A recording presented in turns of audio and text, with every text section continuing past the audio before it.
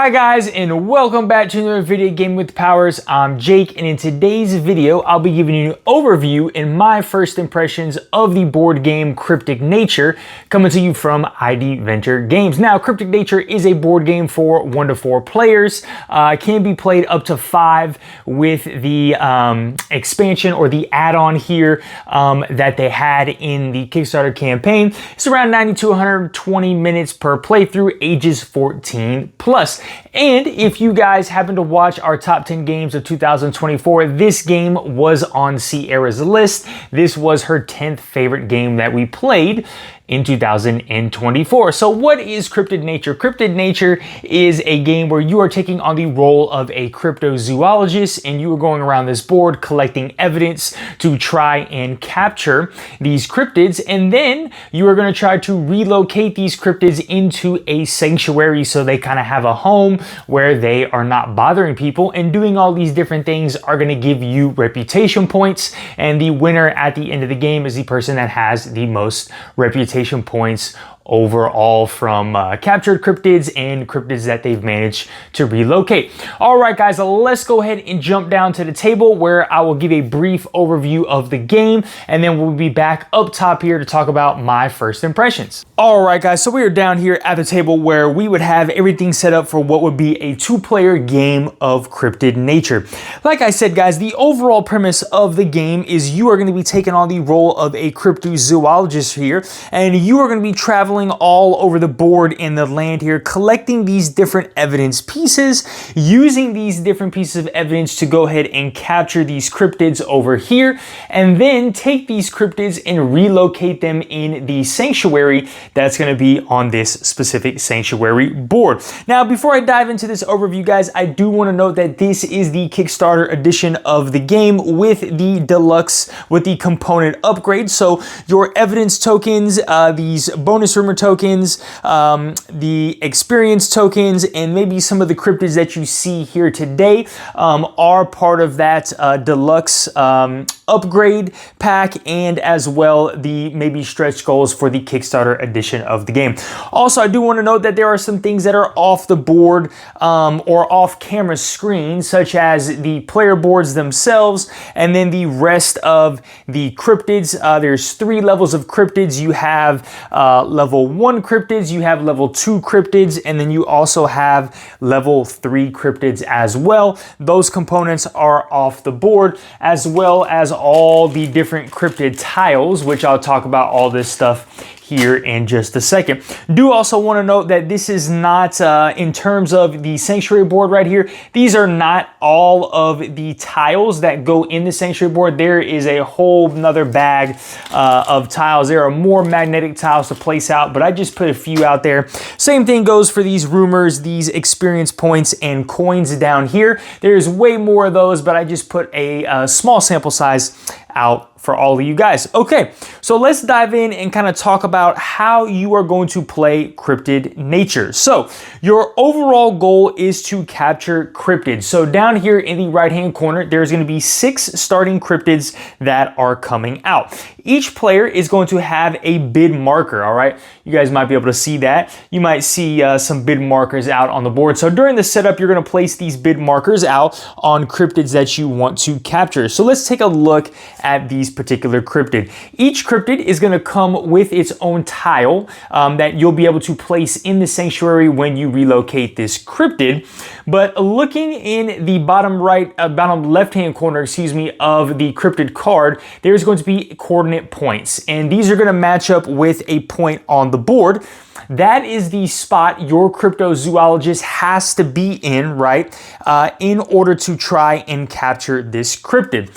You'll also notice on the right side of the card here, there are some iconography. These are the evidence tokens that you will need in order to capture this cryptid. Now, when going to capture a cryptid, you don't need to meet both of these evidence token requirements. What you can do, as long as you have one of these, you have cryptid target dice here that you can roll, and if you get a green success, that counts as having the other piece of evidence that you are missing. So you can take a chance if you're not sure or don't want to collect both, or if you manage to collect both, then you will automatically claim this cryptid. So let's talk about some more things on this particular cryptid card back in the bottom left hand corner. So we have the section of the board where we need to go to capture this cryptid.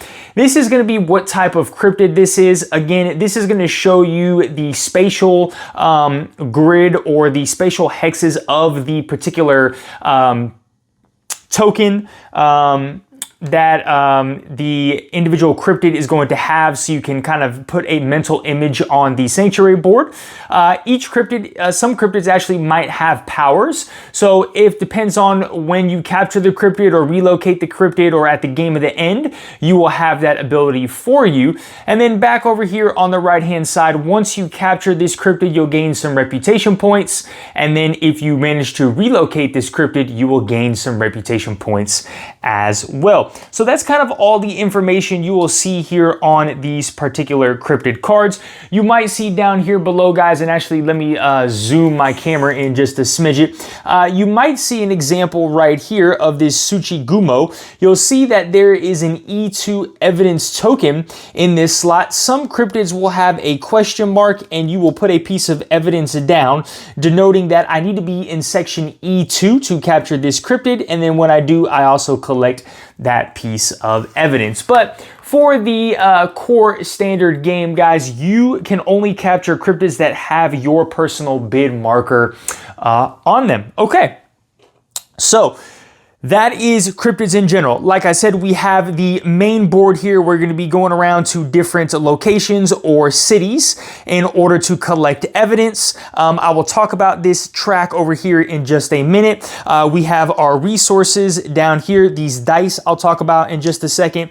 And then in the bottom here, there is a goal card, or a contract is what they call it, for everybody in the game. So at the end of the game, you'll score 1 point for every cryptid with a winged type cryptid on your board. Okay, so we've gone over the main board, we've gone over the cryptid. Last thing we want to talk about here is this sanctuary board. So when you, at some point at the end of your turn, you will be placing out these tiles onto this board. This is also the game end condition. So once this entire board gets filled up, everybody will get one final turn, and then the game will end. And basically, it's super simple. You'll take these small little tiles, and you'll put them out on the board.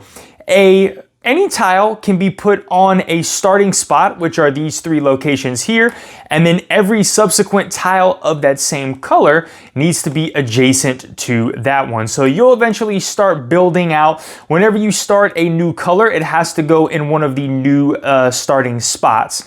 And like I said, guys, you will eventually work on building out this particular board here. Now you see all these iconographies on here. When you do manage to relocate a cryptid, you will put that cryptid on its designated spot in the, let me do this here. It has to match. So this is a blue cryptid, has to go on the blue tile area, and you will simply just place it over the terrain there, and you will claim any of these particular bonuses that you cover, okay? And then each player comes with these little crypto guys that you will place on top to denote that that is your cryptid, that you relocated that specific one. So that's how relocating cryptids will work. You'll also notice here in both of the top, in the top left and top right hand corner, there are these requests. So instead of relocating a cryptid into the sanctuary, you can choose to fulfill one of these requests. So for example, if you have 2 cryptids that you found in a northern region, instead of putting the cryptids in the sanctuary, you discard their tiles. You will take this, flip it over, okay? This will give you 4 extra victory points at the end of the game for relocating your cryptids. These will cover the cryptid spots on the particular cryptid itself. So for example, I got 2 cryptids down here. What you would do is stack these 2 cryptids together. So normally they would only give me 2 victory points, but what I'll do instead is place this token over it, and now they will claim me 4 reputation points at the end of the game here. Okay, guys, so that is pretty much everything that you're going to see on the board. Last thing really quickly is whenever a level 1 cryptid is captured, a level 2 cryptid will come out. Whenever a level 2 cryptid is captured, a level 3 will come out. And whenever level 3 is captured, then a level 3 is going to come out. The very last thing you have is your particular player board, okay? So this is what the player board is gonna look like. You are gonna have 4 spots for your evidence up here. This middle area is gonna be all of your actions. So at the beginning of the game, you start with 2 main actions right here, a main movement action, and then a main action considered in the game, which is an additional movement, collect a piece of evidence, capture a cryptid, relocate a cryptid, or reset the evidence on the board. You also start with a free flight ability that allows you to fly anywhere on the map. As the game goes on, you can collect these experience points down here to unlock additional powers and abilities that you can do on your turn. So instead of being able to take, let's say, 1 main action, you could also unlock the relocate a cryptid action and capture a cryptid action. So you could essentially do all of these on your turn. So, you know, I could move 2 spaces, I could capture a cryptid, and then I could relocate that cryptid all in 1 turn. Now, it will cost you 1 coin to reset these abilities, to unexhaust them, I should say. These 2 main action abilities will always unexhaust at the end of your turn, okay? So that is kind of how the player board works. And so just some of the other abilities on this board, this is collect an evidence. You can collect evidence from an adjacent location. This is capture a cryptid. This one pertains to this symbol here on the cryptid dice. If you have this power unlocked and you roll this symbol, you can use this ability to turn this into a success. This one is going to allow you to re-roll a die of your choice. Here is 1 plus extra movement, 1 plus extra movement, and this will allow you to stop your movement to take actions. So normally in the game, when you use this movement, you have to use either 1 or 2 movement. You can't move, you do an action and then move again. This action would allow you to do that. And then of course down here you have your tiles that you will place out at the end of your turn and then collect a new tile. So that is a lot of the information that you're gonna see here when you're setting up the game and when you are playing the game. So let's run over quickly how the main game works. There's 2 phases of Cryptic Nature. The first is your cryptozoologist phase. So we will take a look over at the initiative order track, and whoever's assistant is the highest on the track will be the first player for that round. They will take the dice, so in a 2-player game there are going to be 3 dice. They will roll these dice, and these dice will be used in the assistant phase if they would like to claim any of these resources. So like I said earlier, you are going to have, during the cryptozoologist phase, a move action and a main action of your choice, which is an additional move, collect a piece of evidence, capture a cryptid, relocate a cryptid, or reset the evidence. And it's as simple as just moving around the board. Oh, I want to collect this evidence. I will put this evidence in my board right there. Or like I said, I want to capture a cryptid, relocate a cryptid in there. You will take those particular actions. When you are finished at the conclusion of your cryptozoologist phase, so once you have no more actions available to you, then what you're going to do is move your assistant over here to the right-hand side to denote that you have taken your turn.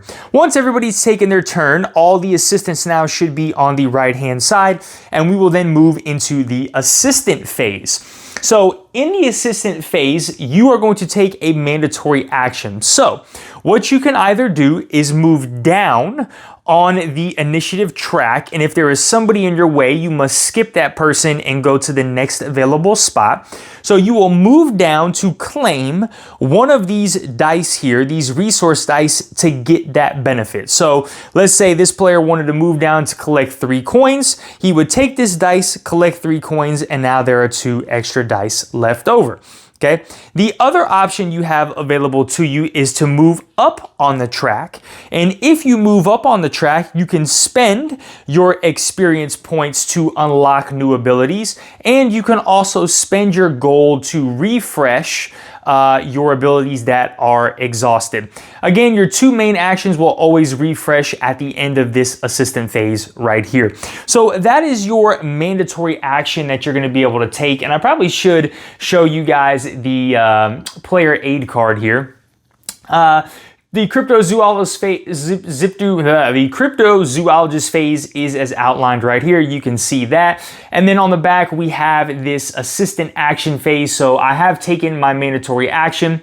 Your optional actions are you can spend any number of gold to move your assistant that number of spaces up or down the track. You can spend gold to reset the evidence or the cryptid. So you can reset evidence from the market up here on the board or in any of these cryptids right here. You can only reset the evidence on the board if there is less than 7 pieces of evidence total out on the board. You can also purchase or sell evidence in the evidence marker. So each piece of evidence is going to have a number down at the bottom of that evidence of how much it is worth. So you could sell this for 4 gold or buy that piece of evidence for 4 gold. And then the last thing is you can move one of your bid markers to another cryptid.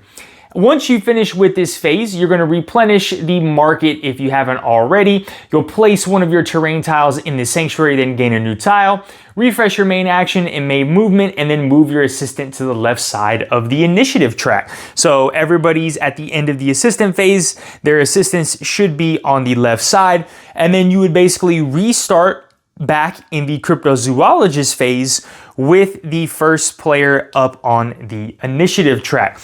As I said, guys, you guys are going to continue to take a cryptozoologist phase, an assistant phase, a cryptozoologist phase, and an assistant phase until this entire sanctuary board is completely filled. Once this sanctuary board is completely filled, everybody will play one final round, and then you will count up however many reputation you have at the end of the game.